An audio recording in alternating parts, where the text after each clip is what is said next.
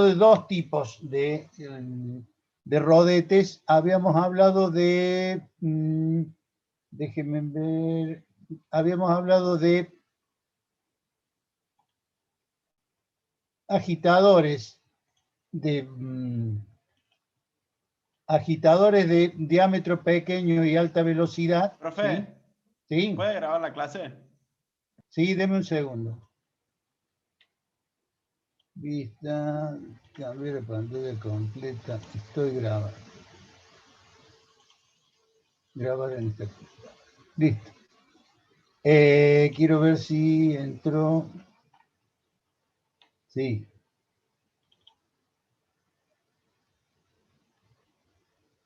No, este no.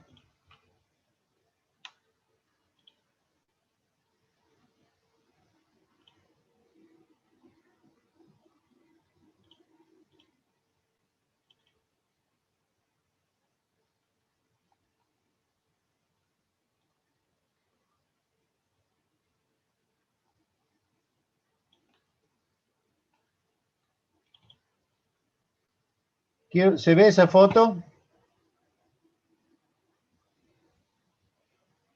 Todavía ¿Se ve el no, dibujo? profe. No, profe, estamos viendo la galería.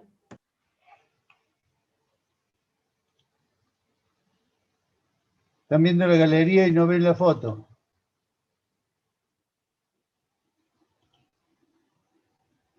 ¿No ven secuencia de foto? No, profe, se ve la biblioteca, es como que hubiese quedado cargando la foto. Ah, es muy probable que esté cargando la foto.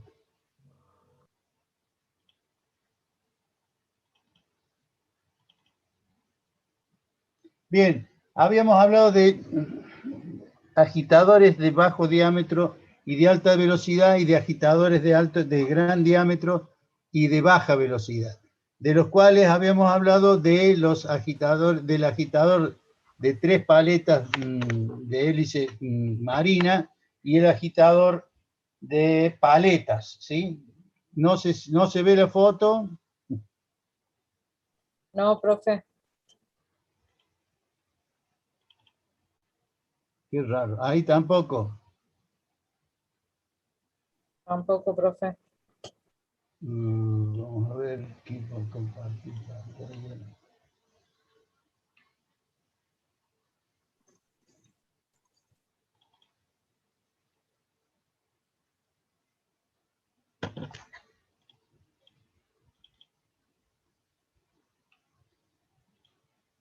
Ahora sí se ve, profe.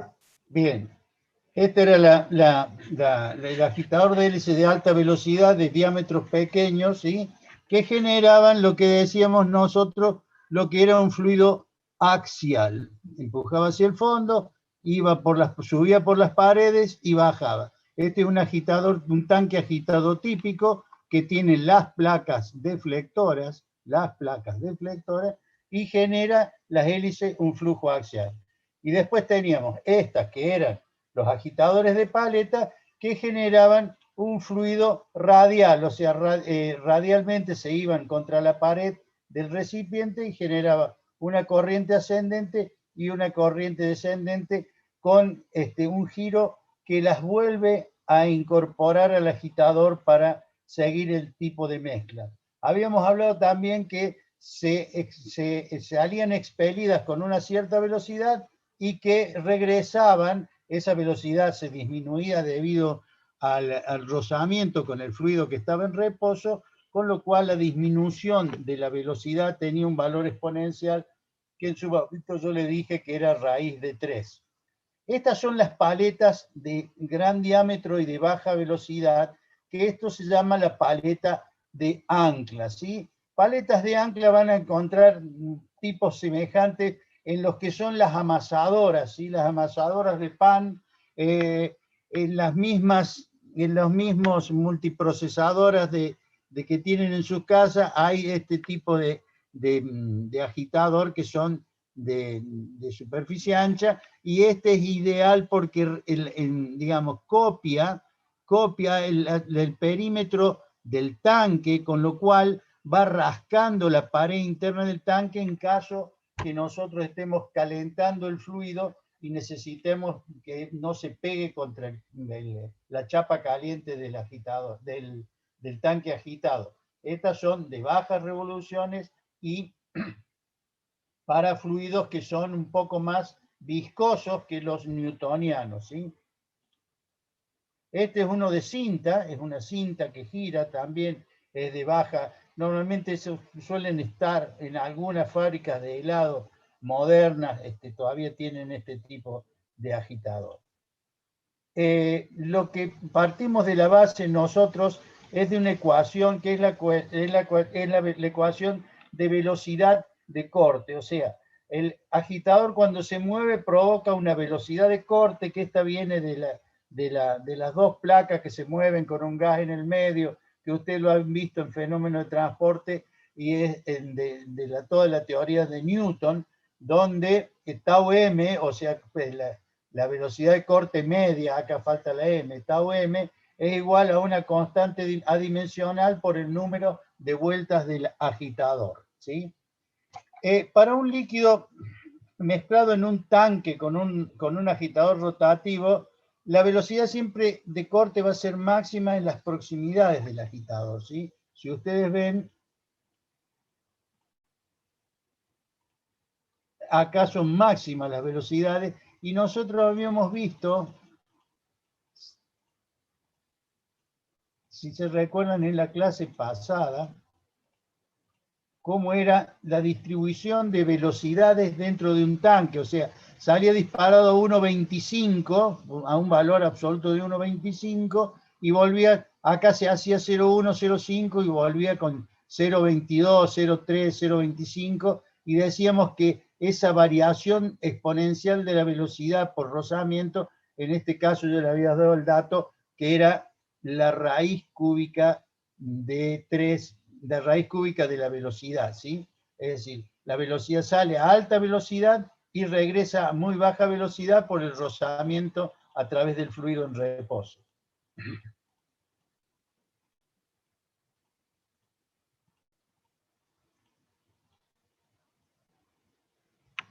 Para el caso de los fluidos newtonianos, para el caso de los fluidos newtonianos, partiendo de la base que dijimos que la velocidad de corte era máxima en las proximidades del agitador y disminuía con la distancia en una forma exponencial. Para los fluidos newtonianos, la viscosidad dinámica es independiente de la velocidad de corte, eso ya lo saben ustedes, es independiente de la velocidad de corte, con lo cual la viscosidad dinámica es la misma en todas las partes del tanque agitado. Eso cuando ocurre cuando el líquido es newtoniano. Cuando los líquidos no son newtonianos, y voy a tomar dos casos específicos de dilatantes y de fluidos dilatantes y de fluidos pseudoplásticos, y para que tengamos un ejemplo, los dilatantes sería un chocolate, digamos un chocolate, llamémosle la fabricación de chocolate, o sea, un fluido de chocolate, el dilatante, y una mostaza, como la mostaza, como ustedes la conocen, a un ejemplo de pseudoplástico, ¿sí? En un líquido newtoniano, la viscosidad dinámica suele modificarse con la distancia, ¿sí?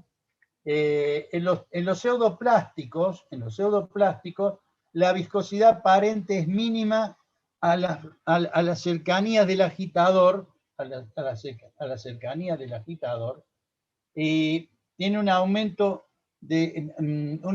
con la distancia de esa viscosidad aparente. Mientras que en los pseudoplásticos no. Entonces, a unos va a haber que mezclarlo a alta velocidad y al otro hay que mezclarlo con baja velocidad. Y hay un principio de eficiencia de la agitación que dice que debo agitar en el menor tiempo posible con la menor cantidad de potencia por unidad de volumen de fluido que hay dentro del agitador. Con lo cual establezco una ecuación de eficiencia de la agitación. lo que tengo acá son las, ya les muestro el dibujo de donde proviene.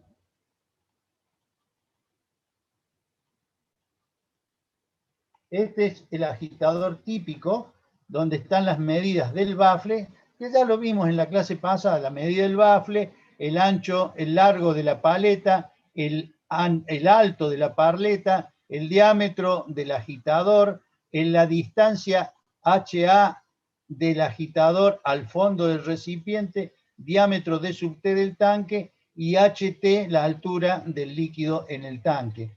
Esas eran, en principio, algunas de las constantes geométricas que eran adimensionales, ¿sí? Y que formaban parte de la ecuación de los números adimensionales del cálculo del agitador. Entonces, el diámetro del agitador es 1/3 del diámetro del tanque, la altura, etcétera, etcétera. Acá tienen las distintas variables de diseño. Uno de los valores que se encuentran por ahí y que a mí me sirvió muchísimo porque no tenemos muchas veces una idea conceptual o mental de cómo diferenciar lo que es baja, media y alta agitación. Entonces se genera lo que se llama una tip speed o velocidad periférica, ¿sí? La velocidad periférica, si ustedes se acuerdan, en la clase pasada el agitador gira, tiene una velocidad en el extremo, que es la velocidad periférica, que se le oponía a la fuerza de frotamiento. Y de ahí sacamos algunos de los números adimensionales, ¿sí? Entonces, acá directamente hablan de velocidad periférica o tip speed, y habla de que de 2 a 5 a 3,3 agitación baja, de 3,3 a 4,1 metros segundo es agitación media, y de 4,1 a 5,6 es agitación alta, ¿sí? Esto es un dato que normalmente no se encuentra en mucha bibliografía y que en realidad suele ser un camino para encontrar lo que es el cambio de escalas, lo que es el cambio de escala entre un agitador pequeño y uno más grande, o lo que se dice de lograr un agitador más grande y que sea geométricamente semejante. En la agitación normalmente lo que se define es un caudal volumétrico, Q sub A, que es igual a una constante geométrica por el volumen desplazado por N. Y acá en volumen de circulación o desplazamiento de volumen, debo decir que el volumen desplazado o volumen de circulación es la capacidad de bombeo que tiene el rodete agitador, ¿sí? Recuerden que la agitación es como si fuese una bomba de agua abierta. Al decir yo bomba de agua abierta, quiere decir que al decir bomba está impulsando fluido, ¿sí? Entonces, el impulso del fluido es lo que se llama la velocidad de circulación o efecto de bombeo del agitador. Debe ser máxima. ¿Para qué? Para que cuando yo empuje con el rodete, el fluido que sale despedido del rodete debe poder llegar hasta los últimos rincones del tanque agitado, poner en movimiento el fluido que está alejado de la hélice y poder regresar a la hélice para volver a ser impulsado, ¿sí? Eso es un factor importante y muy importante porque significa un sistema de flujo de fluido desarrollado donde el flujo sale, es frenado por la fricción con el líquido en reposo, pero sale con tanta velocidad que por más que lo frenen, por ahí llega hasta el último rincón, pone en movimiento y lo que hay que tener en cuenta que no solamente debe poner en movimiento, sino que debe poder lograr una turbulencia para mezclar, porque, a ver, esto es como si yo me empujan hacia un montón de gente, ¿sí? Me empujan hacia un montón de gente que está parada. Si yo paso por entre medio de la gente, digamos, el impulso es válido porque paso a través de la gente que está en reposo, pero no las mezclo. Ahora, si yo cuando me tiran contra un grupo de gente, me llevo puesto un montón de gente y se tiran al suelo, es como un efecto de turbulencia lo que se genera. O sea, es importante la velocidad de circulación como valoración de un sistema de flujo de fluido que pone en movimiento todo el fluido de todo el tanque, sino que también es muy necesaria la turbulencia para agitar, no solamente mezclar, sino agitar. Entonces, definimos este desplazamiento volumétrico por revolución, lo definimos, y agregamos P porque ese desplazamiento volumétrico de fluido tiene que ver con el paso de la hélice. ¿Se acuerdan que decimos que el paso cuadrado de una hélice era aquel que empujaba el fluido a una distancia igual a su diámetro, ¿sí? Y normalmente en casi todos los agitadores de hélice, normalmente el paso es cuadrado, es 1. Por lo tanto, ese desplazamiento volumétrico de esta ecuación 5, siendo P igual al diámetro del agitador, me queda la ecuación 6 con el diámetro al cubo. De 4 y de 6 termino diciendo que este es el desplazamiento, digamos, es el caudal, es la capacidad volumétrica de fluido, la capacidad volumétrica de fluido que tiene un agitador. Acá es lo que se llama, ¿se acuerdan? Yo les comenté el internal turnover o reciclo interno. El internal turnover o reciclo interno, volvemos a ir a esta vieja que vimos la semana pasada, este salir y volver es el reciclo interno. Es decir, yo debo generar una velocidad no solamente alta para poner en movimiento el líquido en reposo en todas las partes del tanque, sino que también debe tener la capacidad de poder volver. Mientras más veces regrese en la unidad de tiempo, mejor va a ser la eficiencia del agitador. ¿Está claro hasta aquí? Sí, profe.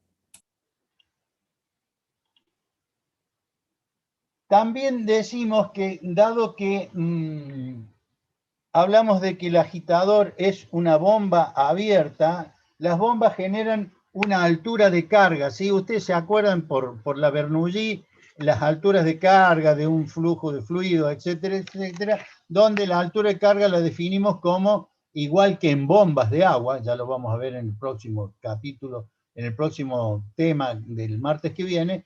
La altura de carga es una constante geométrica por las RPM al cuadrado del diámetro del agitador al cuadrado, que combinada con el desplazamiento de caudal, tenemos Q sub A sobre H igual a C de A sobre N. Y si tenemos en cuenta esto, que la velocidad de corte media era K por N, ¿sí?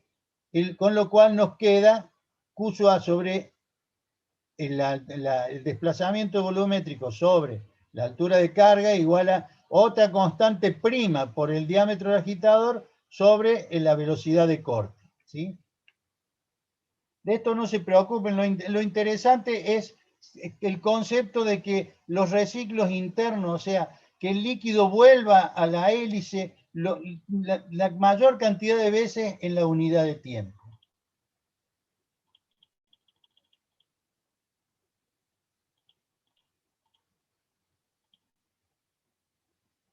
Vamos a hacer como en la clase pasada un análisis de los grupos adimensionales, porque el cálculo, dijimos que el cálculo de los agitadores se basaba en una combinación de números adimensionales y habíamos hablado el número de potencia, el número de Reynolds mezcla, el número de Fruit mezcla y el número de Weber mezcla. En este desarrollo que voy a hacer hoy aparece el número de Weber, que en realidad no lo vamos a usar por agitación y mezcla, sino que se usa en lo que es separaciones líquido-líquido, ¿sí? Entonces, El número de potencia decimos que por análisis dimensional es igual a una constante por el número de Reynolds a la X y el número de Froude a la Y. Y me queda una ecuación 6 donde introduzco lo que era el psi o el factor de potencia, que era igual, o sea, número de potencias bajo el Froude y es igual a una constante por el número de Reynolds. Este es otro análisis también de, acá en realidad debería ir sumado, y no lo introduce en el análisis para no confundir, debe ir sumado los factores de forma, los S1, S2, S3, Sn. Entonces, el factor potencia y el número de potencia es en los casos donde...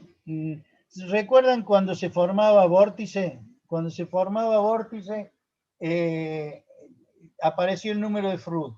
Cuando había placas deflectoras o bajos números de Reynolds, placas deflectoras o número de Reynolds, normalmente se dice que para Reynolds menores de 300 el número de Froude no aparece, como así tampoco va a aparecer en el caso de que los fluidos sean mucho más viscosos que el agua, ¿no es cierto? Entonces, es muy difícil hacer un vórtice agitando un dulce de leche. En cambio, haciendo un café, sí, podemos hacer remolino fácilmente. Hacer un remolino de dulce de leche es bastante duro para hacerlo. Entonces, decimos que el factor potencia, el número de potencia, es igual al número de Reynolds a la X. ¿Por qué? Porque, si vemos los gráficos, si ustedes se fijan acá el gráfico de factor potencia versus número de Reynolds, en la parte del rango laminar, es una recta con una pendiente -1, ¿sí? En el rango laminar es una pendiente -1. Al ser una pendiente -1, el exponente Y del Froude es igual a 1, con lo cual esto es igual a -1, creo, y esto se hace 0. Con lo cual, para ausencia de número de vórtices, el número de potencia y factor potencia es igual a una constante por el Reynolds a las X. Y como los gráficos son logarítmicos, lo pongo en esa ecuación en forma logarítmica. Acá está equivocado, esta X no va, por favor, no va esta X porque es X por el logaritmo, esta X no va, ¿sí? Entonces me queda el número, como era negativa a ver, en el caso de esta parte de DC, donde el factor potencia es independiente del número de Reynolds, a elevados números de Reynolds, ¿sí? Me queda que es logaritmo de C menos logaritmo del número de Reynolds a la M, porque X desaparece. Luego defino, también por análisis dimensional, una potencia del agitador es igual a mu C n cuadrado de sub A, donde C para estos casos vale 71. Y para Reynolds, siempre para Reynolds que va de 3, este es para Reynolds que va de 300 a 10.000. Para Reynolds mayores de 10.000, el número de potencia y el factor potencia son iguales a 6,3. Hasta acá estamos claros. Si ustedes se fijan, todas estas gráficas características para cada tipo de agitador, o sea, esta gráfica es para este agitador. Esta gráfica es para este agitador que tiene placas deflectoras, que es una de turbina, y genera este tipo de gráfica, representa logarítmicamente la función de operación de ese agitador, de este agitador, ¿sí? Con lo cual, vemos que hay una pendiente -1, ¿sí? Casi todos dijimos, casi todos los modelos tenían el mismo diseño de curva en el flujo laminar, y varía, y a medida que aumenta el número de reinos, acá se hace constante el factor potencia versus el número de reinos. Con esto, ¿qué le quería decir? Que esta gráfica representada, que representa a este agitador, es una gráfica que puede ser utilizada para agitadores de 1 metro cúbico o de 1000 metros cúbicos, o sea, mientras que sean geométricamente semejantes, o sea, que tengan la misma relación de constante geométrica, los mismos números de Reynolds los tienen, son los mismos. Es decir, estas gráficas que ustedes van a encontrar sirven para tanques de distintas capacidades, se sigue usando la misma. Si ustedes si a este tanque nosotros le quitásemos las placas deflectoras, ¿sí? Si nosotros les quitáramos los baffles o placas deflectoras, ¿qué pasa? Automáticamente se forma el vórtice. Y al formarse el vórtice, esta es la misma curva que la anterior, pero es igual, fíjese, hasta el punto C, las dos gráficas son iguales. Pero en el punto C, pasando los 300 de número de Reynolds, la potencia cae estrepitosamente por la formación del vórtice. Por eso hay que evitar sí o sí los vórtices. Si nos fijamos en las dos curvas, de C a E con placas deflectoras sin vórtice esta con vórtice de C a E y esta sin vórtice de C a E. O sea, hay una marcada caída en el consumo de la potencia.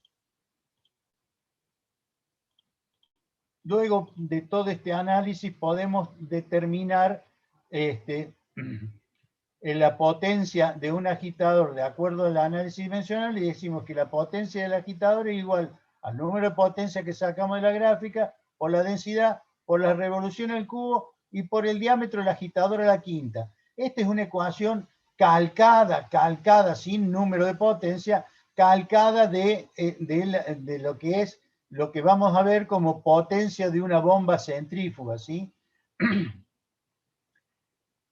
Vuelvo a repetirlo y que quede bien claro y que nadie se olvide. Esta potencia que calculo con la ecuación 12 o la ecuación 13, ¿sí? Ecuación 12 o ecuación 13 es la potencia que consume el fluido, solamente la potencia que consume el fluido.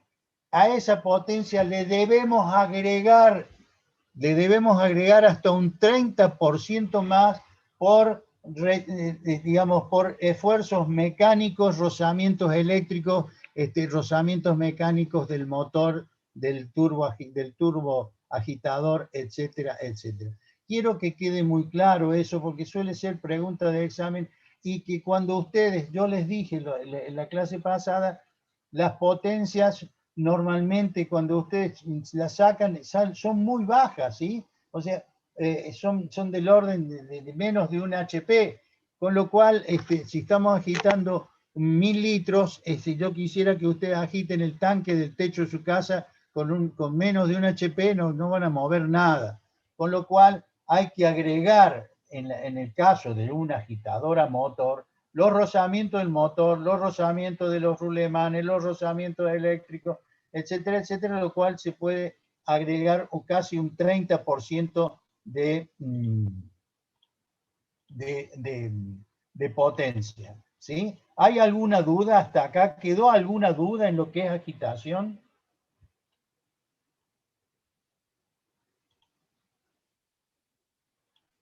Bien, por la parte de alguien más. No, profe, re claro. Quedó bien claro. Fíjense, este es un agitador, ¿lo ven?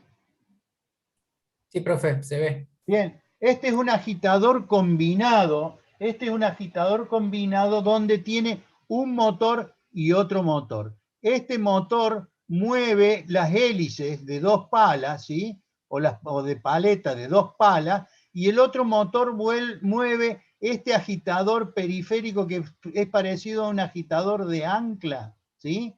Con lo cual esto se usa mucho, por ejemplo, en la industria láctea cuando por ejemplo, lo que son los equipos de deslactosado de leche, como son equipos que están con una camisa térmica, va cambiando el contacto de la leche contra la pared caliente, y esto otro va agitando para lograr el proceso del principio del proceso del deslactosado. O sea, combinaciones especiales van a encontrar miles, ¿sí? Quiero ver si hay otra foto.